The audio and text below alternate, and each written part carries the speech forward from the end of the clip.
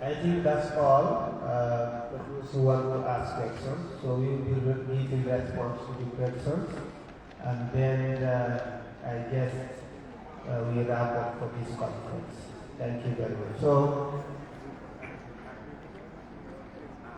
you want to say something? Okay, there is others who want to ask. Answer, no answer. You want to ask a question?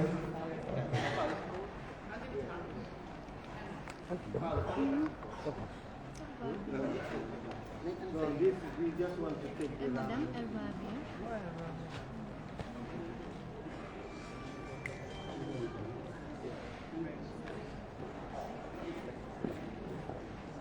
Okay.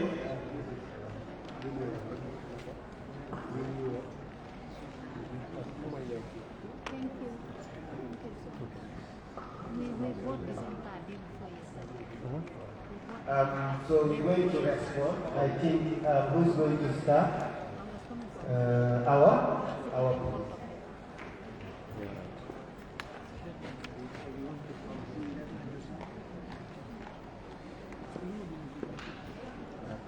Thank you. Perhaps if I can speak about or respond to two of the questions. The first one in relation to the Gambia's legal obligations. And the Gambia signed a number of international instruments, as few of the speakers have alluded to, which includes the CEDAW, the CRC, and not only did they sign, but they ratified and actually domesticated this. Now, with regards to the FDMC, the Gambia took a number of years before it actually enacted legislation, domestic legislation, in the form of the Women's Amendment Act of 2015. And before it did this, there was a lot of research done, not only by international actors, but actors based in the Gambia, health workers. And based on a lot of advocacy, and some of the speakers here mentioned advocacy dating back to 1980s and 1990s, before some of us were actually in school. So it's not a decision that the country took lightly in enacting this legislation. And in terms of the Gambia's obligations and the implications of it, if the Gambia had signed these instruments and then gone on to ratify and domesticate it, and the Gambia, somebody has said mentioned, it's not an island. Every year we go before the Committee on the Status of Women and we report in terms of our obligations the Gambia has in protecting and promoting the rights of women and children. And these are all evidence that, a lot of the speakers here have mentioned the harmful implications of the practice. We're aware of it, and yet the country is going back on these and saying that we're not going to protect the rights and welfare of the children. How does that look on the Gambia? So I think this is one of the impacts of actually the country going backwards. So many speakers here have alluded to it. Going back after medical practitioners, women rights advocates, men's rights advocates, different groups have fought against the practice of FGMC because it's not grounded in our religion, and we've seen the harmful nature of it, the fact that it harms our women and girls. And despite all of this, we're saying as a country, we're not going to have legislation in place. In fact, we're actually going to deal with the legislation we have in place. I think that says a lot about the country's seriousness in terms of pushing for gender equality. Liana mentioned a lot of the harms or a lot of the issues that women face in the Gambia, not just women, but also Gambians as a whole. And we're not looking at these issues. We're actually looking at tomorrow before the National Assembly, talking and debating about legislation that would harm women and girls. I think that says a lot about our country. The second question that was asked in relation to the advocacy efforts and the way that advocates have been dealing with religious leaders. This is an issue that has been ongoing for perhaps a time that some of us were not even born. I was born, but a lot of the people here were not born. You had people who were advocating, going into communities. When they go into these communities, they actually chase. They have stones thrown at them because they were going into these communities and actually advocating and sensitizing people about the harms of FGMC. Now we're lucky enough that we have so many people who are educated and a lot of research that has been done on this issue. So it's now not, this is the harm that it has caused me. 10, 15, 20 years ago, women were not brave enough to come and stand and speak about the harms. Yet today we have people who are speaking openly, not just in this platform, but throughout communities in the Gambia. They're talking about the implications and the harm that this has caused them. Yet we're not listening to them. We're listening to men going around and threatening people and saying that you cannot talk about this, using the religion to actually try to scare us, to try to actually keep victims silent. But we see that despite all of those, we know that they're very influential, they're very well respected, who are based in the communities, who deal with complications of FBNC. They are speaking and they're not being listened to because they're using religion to try and silence us. So in terms of using Western standards, but Islam recognized the rights of women and girls a long time before women and girls had the right to vote in many of the Western countries, before they had the right to inheritance and the right to own land. So Islam is the right that recognizes a religion that recognizes the rights of women and girls. So we're using that same religion to actually say that people should not get here and be one piece. People, I didn't listen to the audio, but I heard it was a very disturbing idea. So I just want you to bear that in mind as well in terms of the question with regards to respecting religious leaders. As Muslims, as Christians, we should all respect each other. Thank you. Thank you very much. Is there any Imam you have? Yes, I have a question here. Who asked that question? Yes. Well, as I said in the word, none cannot pass it like that. Boxers knows what I'm going to say here. When you find yourself as a boxer out of the ring and you want to come back to the ring, you try to open those who can bring you back to the ring. I'm not here to bring anybody back to the ring. If Gambians were aware enough and understand properly, I have no doubt of Imam Fatih's knowledge. I have no doubt about it. I'm one of those who cultivate this knowledge. Number one. Number two, I have no doubt of his fluency. I have no doubt about it. Where I have doubt is his credibility. Because I saw him with that regime, I saw him with this regime. Where they are giving water by jamming for them to use their water as safar and that's all. And now they say that's all is haram. I'm asking his credibility. These people, they have no single authority, moral authority to talk to their congregations. This is what I'm saying.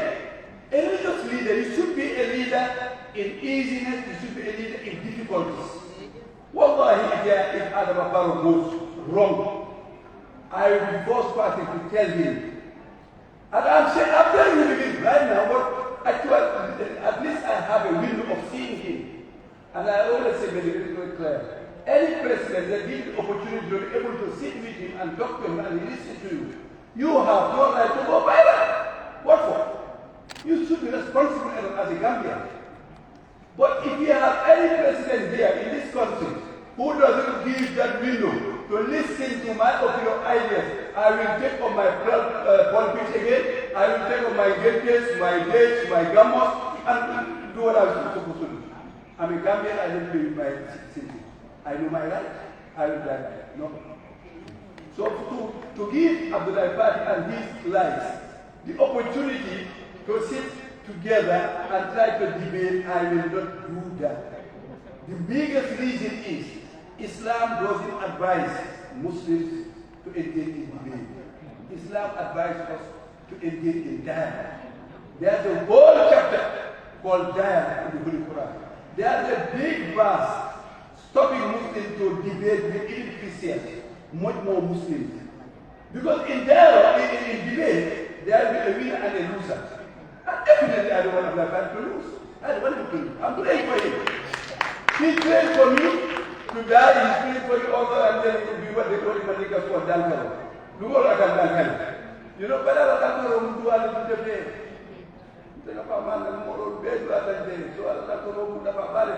Let him continue that career. But I will pray for him. May God guide him and show him the right way and give him modesty and humility that he can come back to the society and protect his society. And anybody like him for the Assalamu alaikum. And I'm not going away from that. So I don't have any.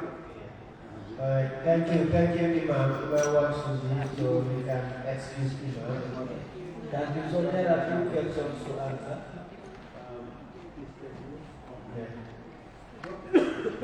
Yes, thank you so much.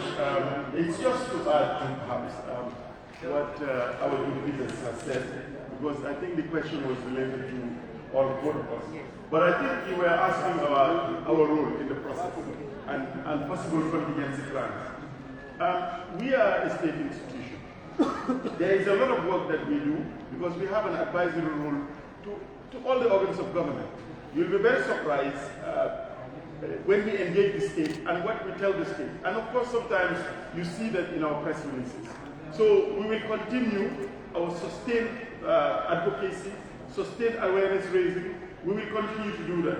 But I must tell you that I am very concerned as the chairperson of the National Human Rights Commission when you have a group telling the state that if this law is repealed, this country will not know peace. That is threat.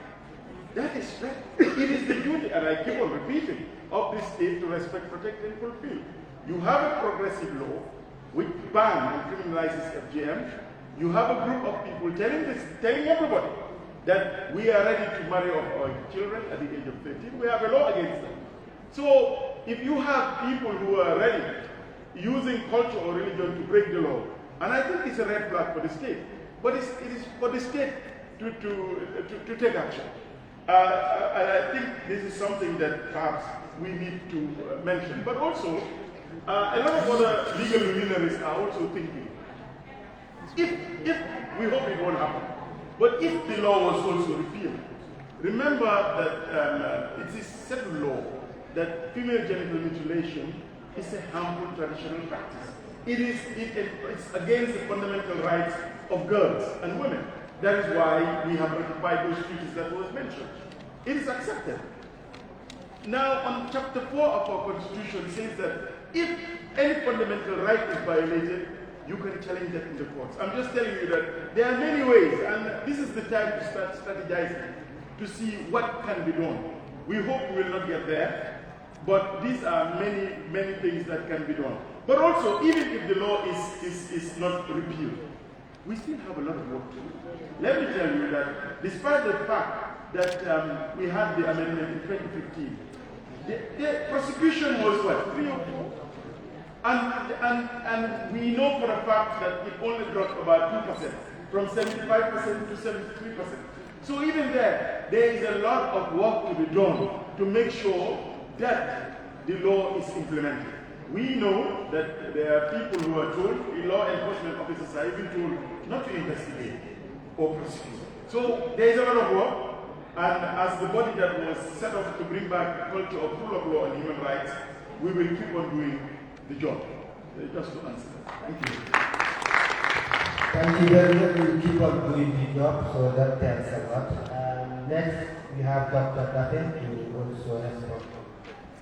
Thank you very much. I think yes, I think if you listen to me when I was speaking, I think I've given you 𝒂𝒊𝒏𝒈. That's the statistics enough for you to believe that FGM comes to its complications. Somebody died, even if it's one person in the whole country, that person cannot die. Is that not enough for you to say? One person died, a young girl of 5 years. Who will that girl be with your other? What about that lady who was original was fat? This person, is that enough for you? It should be enough for you. In fact, there is a study that was done here in 2016. It was done in the 4 major facilities of this country. That is the Francis Hospital, Yame Foundation, then it was called Yame Foundation Peace Hospital, Brigama Major Health Center, and also Cassius, about its obstetric outcomes of FGM. See, obstetric outcome means the difficulty or the complication of name or utero, FGMC. 1,556, something like that is found. Those who were pregnant and they went through the labor. So it was realized that only 23% in that study did not experience FGMC. 77% have experienced FGMC. But the obstetric outcomes were hemorrhage, that is bleeding after delivery, increased rate of cesarean section midwifery. Women cannot deliver because there are issues. You know, some will say the baby come out through the vagina, it doesn't affect right the We are talking about the scar that is created, the keloid, that obstructs the labor in some of the cases, and that can end up cesarean section, and that has increased the rate of cesarean section. Of course, neonatal complications, resuscitations, a perineal tear, sometimes you deliver if you are not guided, you can have a tear because the opening is small, we call it episiotomy. That study has revealed that in that study, majority of the cases is type 2 and 3 that is associated with those complications. That study was done 1 year after when the FDM law came into force. And also the Children's Act that is in 2016, it was in 2016. So that's the statistics for everybody. You can just go it online and then look at it. Or we can share with you. My personal experience, what is my weakness? And I can stand anywhere and tell anybody. If you go to our label, in every health facility of this country, your delivery book, there is a column that says type of healthcare. Why are we doing that? We want to know the complication, the outcome. How do you deliver? What is your delivery outcome? Do you end up in the theater? Why do you end up in the theater? Is it that the labor was obstructed? Do you bleed after the delivery? Where you transfer? Then it tells you and give you the understanding. Every health facility has it, and it must be fair. So nationally, you can get the statistics. Government, Ministry of Health can get the statistics for people, for our consumption. It's easy. You can go to any labor department yourself as journalists.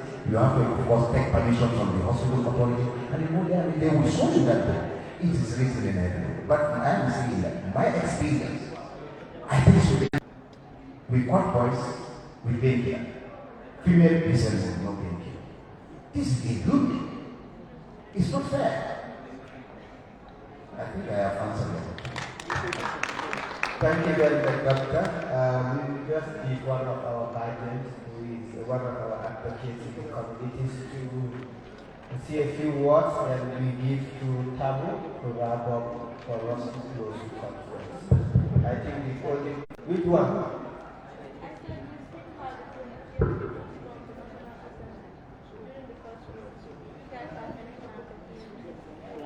Plan for? Oh, okay. Even this conference can tell you that we really also plan to go there. I think all the activists, not only the activists, the survivors, community people have come and want to go there to show solidarity to survivors, but to show to the National Assembly members that we are all against FDM. So we invite all the journalists tomorrow so that you are there to cover and to see by yourself. Thank you.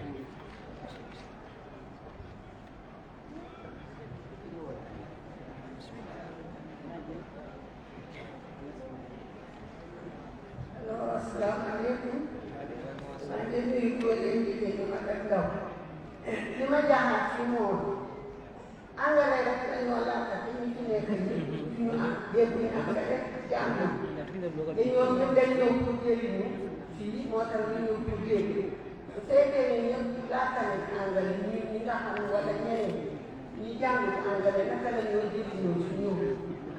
Nyari. Mandaman agenda. FDM farata wala sunna. Sile farata. Duli kan ko farata mo tan ni di. Or ni farata ko ni di o. Luda imam Fatima li farata. Ke ni len ko def ni len ge or ni len ko def li def ko do jahana. Ko dina ko la. Ñaare ñetel bi man dama nekkon ci réew arab. Ñu won sam. More than 20 years.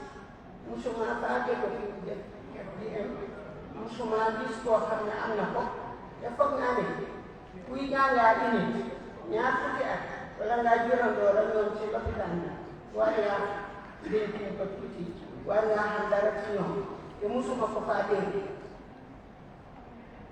maa farqa bayna aqyat wala asnar illa bika maa farqa bayna olof wala soose wala joola illa bika ñun ñëpp benn kenn gënu kenn yàlla ne li gën ci yéen mooy ku ma gëm te ñaari diine lañ am gis naa keroog su ne ni arab yi muur ibaadu dafa am ibaadu leneen am man nag li ma gëm mooy ku ne ibaadu da nga war a jub xoj na dafa jafe lool boo demee ci kër maam yu mag yi sax xocca jafe nag jub am na waaye xoccaay la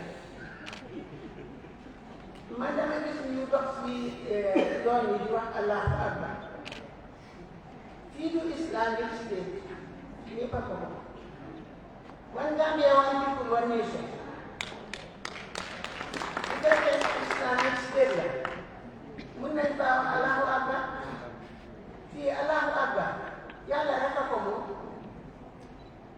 yàlla forcé ñoom aada la dama ne aada dafa am aada boo xam ne nag mu ngi ñëw day lore foog naa ne bàyyi ko mu jël ñu dee ak stagiaire lañ li ñu wan ak li ñu jàngal jigéen bi daf dee am comme tuuti yi day génn si nopp bu rëy si kan am na koo xam ne am na biir yi juróom-ñetti weer waaye tuut boobu moo ko tëddee aussi parce que daf laa bàyyi sawukaay rek comme ni docteur bi wax tuut boobu boo ko laalee deret ngay liit loo xam ne dina la mun a lor doo si dooni tunda ndax loolu dagan na li feebar bii ñëw di la rey ñu ne bàyyi pour feebar boobu nga feebar ndax dagan na saw dinañ fa laajte woon benn sàngara boo xam ne su fekkee ne nga am pneumonie wala nga am feebar soo ko defee pour mu dimbale la waaye sàngara boobu bu fekkee ne sàngara rek lañ si dugg ba doo dee bul naan sàngara bi deeyal nga dee si yoonu yàlla moo gën nga dee si sàngara ñun dañoo laajte ndax farata la wala sunna la loolu rek lay laaj bu dee farata ñu def ko bu dee sunna man ne bu ko kenn def waxi kese la waxi neen la waxi foofu la waxi naxaate la ñun passé nañ ku ñoo nax léegi xale yu ndaw yi daan foyee doomi tubaab sax léegi ñu ngi foyee mobile di yooyu yëpp dafa feeñ maa ngi ñaan ñun ñi nga xam ne ñoo leen fii nañ wax monsieur Fred soose yi dégg ko bool yi olof yi laata yi yëpp ñu mun a understand pour ëllëg li ñu war a def ñu def ko wax jigéen jërëjëf Mbacke waaw sant di leen gërëm si kàddu bu rafet boobu foog naa ne guddi na te tey si weeru koor la ñu nekk ñu bëri saka séeréer yi ak joolaa yi ñu nga dem jaww kon bu koo rek soxna Tabu Sarr mu def rapport bi rek c'est une close soxna Tabu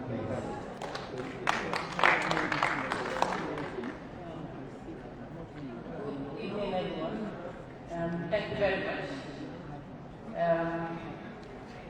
I would like to close this press conference by calling on our honorable National Assembly members, urging them and appealing to them not to repeal this law. Repealing the law means, or the ban rather, means exposing our children, especially our girl children and the women of this country, to more harm, to more fatigue, and to more vulnerability, and most more health complications. And I don't think we voted in them for that. We voted in them to represent us at the National Assembly proactively, not to take us back. I remember this advocacy began almost 33 years ago, in which I was a young lady by then. And the day that it was banned, when it came into force, we celebrated, and the whole world celebrated with us. Because it is a harmful practice. And the Gambia, whenever CSOs joined the government, with the committee of experts, FGM, in the concluding observations and recommendations for that matter from the committee of experts, FGM is always number one.